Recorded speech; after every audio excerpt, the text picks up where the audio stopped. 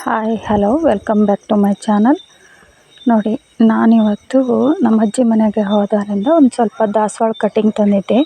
ಹೊಸ ವೆರೈಟಿ ದಾಸವಾಳಗಳು ನಮ್ಮ ಮನೇಲಿ ಇಲ್ಲದೇ ಇರೋಂಥ ದಾಸವಾಳ ಕಟ್ಟಿಂಗ್ಸನ್ನು ಅವನ್ನ ರೀಪಾಟ್ ಮಾಡಲಿಕ್ಕೆ ಅಂತ ರೆಡಿ ಮಾಡ್ಕೊಳ್ತಾ ಇದ್ದೀನಿ. ನೋಡಿ, ನಾನು ಹೇಳಿದ್ನಲ್ಲ, ನಮ್ಮ ಮನೇಲಿ ಅಡಿಕೆ ಸಸಿಗಳು ಸತ್ತು ಹೋಗಿದ್ದು ಪಾಕೆಟ್ಗಳೇ ಇರ್ತವೆ. ನಾನು ಅವನ್ನ ವೇಸ್ಟ್ ಮಾಡೋದು ಬೇಡ ಅಂತ ಹೇಳಿ ನಾನು ಹೊಸ ಪಾಕೆಟ್ಗಳನ್ನು ಯೂಸ್ ಮಾಡಲ್ಲ. ಆದಷ್ಟು ಅವೇ ಪಾಕೆಟ್ಗಳನ್ನು ರೀಪಾಟಿಂಗ್ ಮಾಡಿ ಅದರಲ್ಲಿ ದಾಸವಾಳ ಕಟ್ಟಿಂಗ್ಸನ್ನು ಹಾಕ್ತಾಯಿದ್ದೀನಿ. ನೋಡ್ತಾ ಇರ್ಬೋದು ನೀವು, ಅಡಿಕೆಗಳು ಹೇಗೆ ಸರಿಯಾಗಿ ಮೊಳಕೆ ಬರದೆ ಕೊಳೆತು ಹೋಗಿದೆ ಅಂತ. ಅವೇ ಪಾಕೆಟ್ಗಳನ್ನೇ ಅದ್ರ ಸ್ವಲ್ಪ ಹಲವು ಪಾಕೆಟ್ಗಳು ಸ್ವಲ್ಪ ಹಾಳಾದಾಗ ಆಗಿದೆ, ಆದರೂ ಪರವಾಗಿಲ್ಲ, ಕಟ್ಟಿಂಗ್ಸ್ ಹಾಕೋದಕ್ಕೆ ಏನಾಗೋದಿಲ್ಲ ಅಂದು ಅದರಲ್ಲಿರೋ ಅರ್ಧ ಎಲ್ಲ ಮಣ್ಣನ್ನು ತೆಗೆದು, ಯಾಕೆಂದರೆ ನಾವು ಅಡಿಕೆ ಸಸಿಗಳನ್ನು ಬರೀ ಗಾರ್ಡನ್ ಸಾಯಿಲಲ್ಲಿ ಹಾಕಿರ್ತೀವಿ. ಹಾಗಾಗಿ ನಾನು ಅದರಲ್ಲಿರೋ ಸ್ವಲ್ಪ ಮಣ್ಣನ್ನು ತೆಗೆದು ಅದೇ ಮಣ್ಣಿಗೆ ಗೊಬ್ಬರ, ಸ್ವಲ್ಪ ಫಂಗಿಸೈಡ್ ಎಲ್ಲದನ್ನು ಮಿಕ್ಸ್ ಮಾಡಿ, ಸ್ವಲ್ಪ ಭತ್ತದ ಹರಳು ಎಲ್ಲದನ್ನು ಹಾಕಿ ಮಿಕ್ಸ್ ಮಾಡಿ, ನಾನು ನೋಡಿರ್ಬೋದು, ನಾನು ನೀರು ಸೋನೆ ರೀಪಾಟಿಂಗ್ ವಿಡಿಯೋ ಹಾಕಿದ್ದೆ. ಯಾರಾದರೂ ನೋಡದೇ ಇರೋರು ಹೋಗಿ ಚೆಕ್ ಮಾಡಿ ನೋಡ್ಬೋದು. ರೀಪಾಟಿಂಗ್ ಅದೇ ಥರ ನಾನು ಎಲ್ಲ ಗಿಡಗಳಿಗೂ ಅಷ್ಟೇ ಮಿಕ್ಸ್ ಮಾಡಿ ರೀಪಾಟಿಂಗ್ ಮಾಡೋದು. ನಾನು ಕೋಕೋಪೀಟು ಅವನ್ನೆಲ್ಲ ಯೂಸ್ ಮಾಡೋದು ಕಡಿಮೆ. ಯಾವಾಗಲಾದರೂ ಒಂದು ಸರಿ ತರಿಸ್ಕೊಂಡು ಹಾಕ್ತೀನಿ. ಆ ಥರ ಎಲ್ಲ ಗಾರ್ಡನ್ ಸಾಯಿಲು, ಸಗಣಿ ಗೊಬ್ಬರ, ಹಾಗೆ ಸ್ವಲ್ಪ ಫಂಗಿಸೈಡ್ ಸಾಫ್ ಅಂತ ಬರುತ್ತಲ್ಲ, ಆ ಫಂಗಿಸೈಡು, ಸ್ವಲ್ಪ ಭತ್ತದ ಕೊಬ್ಬಟ್ಟು ಅಂತ ಕರಿತೇವಲ್ಲ, ಭತ್ತದ ಸಿಪ್ಪೆ ಮಿಲ್ಲಲ್ಲಿ ಸಿಗುತ್ತಲ್ಲ, ಆ ಸಿಪ್ಪೆ, ಅದನ್ನೆಲ್ಲ ಮಿಕ್ಸ್ ಮಾಡಿದ್ದನ್ನು ಹಾಕಿ ಈ ಥರ ಎಲ್ಲ ರೆಡಿ ಮಾಡ್ಕೊಳ್ತಾ ಇದ್ದೀನಿ. ಇವೆಲ್ಲ ದಾಸವಾಳ ಗಿಡಗಳು ಹೊಸ ಥರ ನಮ್ಮ ಮನೇಲಿ ಇಲ್ಲದೇ ಇರೋಂಥ ದಾಸವಾಳ ಕಟ್ಟಿಂಗ್ಸು. ನಮ್ಮ ಅಜ್ಜಿ ಮನೆಯಲ್ಲಿ ಅಂದರೆ ನಮ್ಮ ಅಮ್ಮನ ತಾಯಿ ಮನೆಯಲ್ಲಿ ತುಂಬ ಥರದ ಕಲೆಕ್ಷನ್ಸ್ ಇದೆ. ಇನ್ನೊಂದು ಸಾರಿ ಖಂಡಿತ ಹೋದಾಗ ಅವ್ರ ಮನೆ ಗಿಡಗಳ ಕಲೆಕ್ಷನ್ಸ್ ನೋಡಿ. ಈ ಥರ ಕಲರ್ಸ್ ಒಂದೆರಡು ಗಿಡಗಳನ್ನು ಮಾತ್ರ ಹೂವು ಅರಳಿತ್ತು. ಅವತ್ತು ಪೂಜೆ ಇರೋದ್ರಿಂದ ಎಲ್ಲ ಗಿಡಗಳಲ್ಲೂ ಹೂವು ಕೊಯ್ದುಬಿಟ್ಟಿದ್ರು. ಒಂದೆರಡು ಗಿಡದಲ್ಲಿ ಇದ್ವು ಈ ಥರ ಕಲರ್ಸು ದಾಸವಾಳ ಗಿಡಗಳು.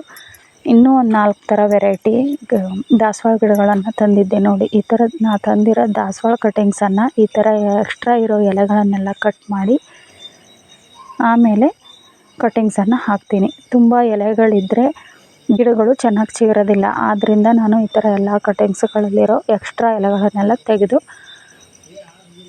ಮತ್ತೊಂದು ಹೇಳಬೇಕು ಅಂದರೆ, ನಾನು ಈ ಕಟ್ಟಿಂಗ್ಸನ್ನೆಲ್ಲ ರಾತ್ರಿಯೇ ನಾನು ಸ್ವಲ್ಪ ಚಕ್ಕೆ, ನಾವು ಅಡುಗೆಗೆ ಪಲಾವ್ಗೆಲ್ಲ ಯೂಸ್ ಮಾಡ್ತೀವಲ್ಲ ದಾಲ್ಚಿನ್ನಿ ಚಕ್ಕೆ, ಆ ಚಕ್ಕೆ ನೀರಲ್ಲಿ ಸ್ವಲ್ಪ ನೀರಿಗೆ ಒಂದು ಎಸಳಿನಷ್ಟು ಚಕ್ಕೆಯನ್ನು ಹಾಕಿ ಅದರಲ್ಲಿ ಎಲ್ಲ ಅದರ ಕಟ್ಟಿಂಗ್ಸನ್ನು ಬೇರು ಬರೋ ಭಾಗವನ್ನು ಸಹ ನೆನೆಸಿಟ್ಟಿದ್ದೆ. ರಾತ್ರಿ ಹಾಕಿಟ್ಟಿದ್ದೆ. ಅದನ್ನು ಬೆಳಗ್ಗೆ, ಅದು ರೂಟ್ ಹಾರ್ಮೋನ್ ಥರ ಕೆಲಸ ಮಾಡುತ್ತೆ ಅಂತಾರೆ ಚಕ್ಕೆ.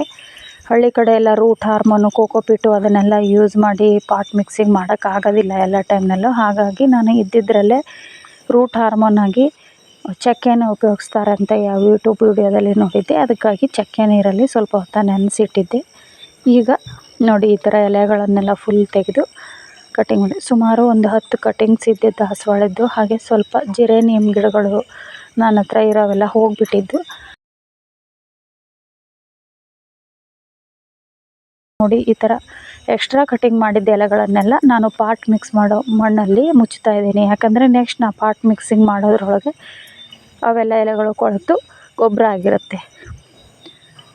ನೋಡಿ, ಈ ಥರ ನಾನು ಎಲ್ಲ ಗಿಡಗಳನ್ನು ದಾಸವಾಳ ಕಟ್ಟಿಂಗ್ಸನ್ನೆಲ್ಲ ಹಾಕಿದ್ದೇನೆ.